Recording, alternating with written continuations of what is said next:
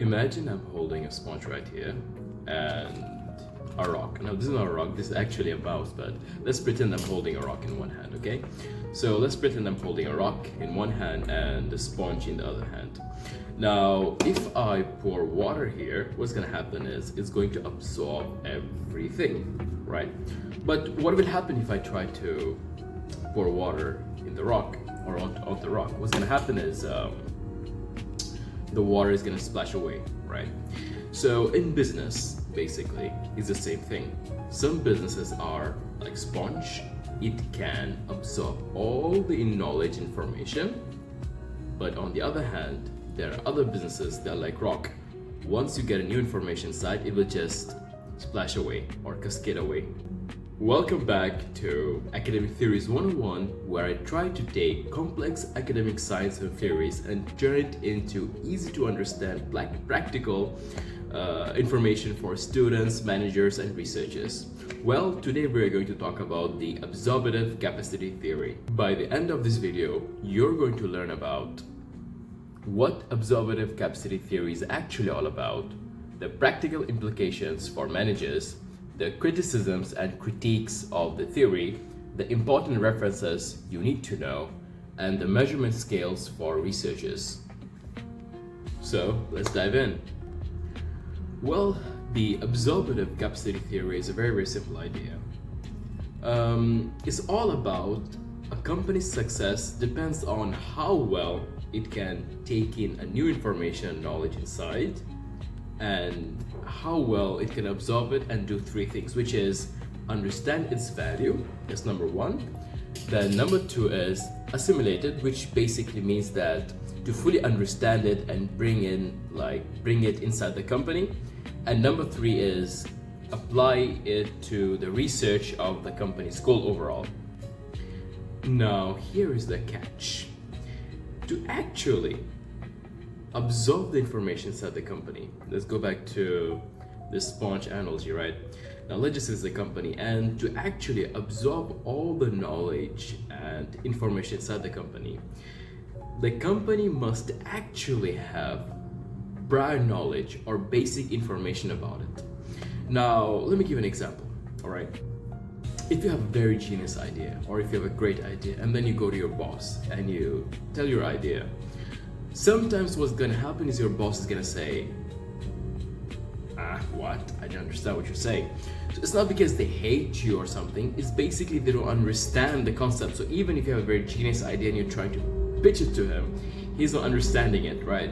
So the companies must actually have a prior knowledge or a base foundational knowledge to actually absorb the new information. Now, if you're a manager and you want your company to be a sponge, a super sponge, well, you can do actually a few things. Well, number one, of course, build a base of knowledge. Please make sure that your team deeply understand what your organization currently does right now, so that they have a strong foundation to absorb the new things. At the same time, number three is create a learning culture. That's very important. You need to set up a culture where everyone is encouraged to monitor the environment and identify newer and better ways of doing new things, basically. And find gatekeepers. What that basically means is you need to hire knowledgeable people who understand different stuffs, and they can be like something like a boundary spanners. These people can be people who can spot great outside ideas and fully understand it, and they can actually bring into your team. So it's very important, all right? Now, before I continue, I would like to acknowledge our sponsor today. Now, instead of having 10 different subscriptions for your personal life, your business, your project management, and everything you need, agentcron.ai is literally everything you need. Your whole team, all your work in one place. All your office tools, all your AI agents, all your people, everybody working together. Now, instead of having a million tabs open in your browser, all you need is agentcron.ai. Thanks to AgentCron for sponsoring this video. Now, academicians, they always try to critique each other, and there's a lot of criticisms and critiques around any theories, even if it's like the best theory in the world, there will be criticism and people will research on it and they try to find mistakes and all these things. So there are a few criticisms which I want to talk about. Well, number one, it is vaguely defined. Now what that means is some critics point out that the term absorptive capacity is often used without an adequate definition, and researchers usually focus way too much on the research and development, which is also known as R&D, instead of looking at the other important parts of the organization. So one more thing is forgetting the value part, which is the number one step. Some researchers tried to rewrite the theory and actually removed the first step, which was recognizing the value of the knowledge.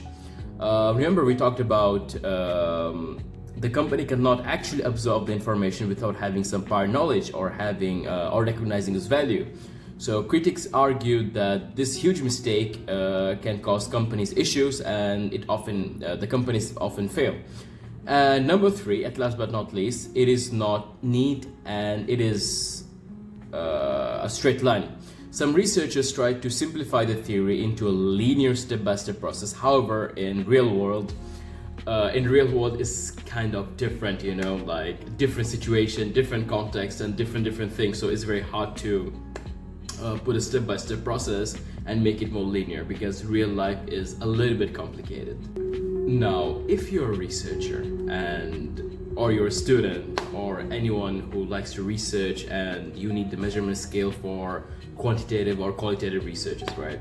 I got your back. I really got your back.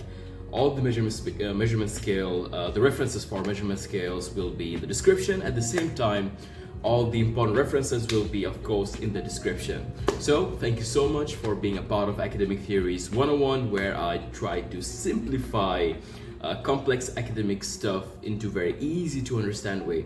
I know sometimes my explanation is very simple, but it's by choice and it's intentional, so other people can actually understand what I'm trying to say. Well, thank you so much for watching, and please like and subscribe. Thank you so much.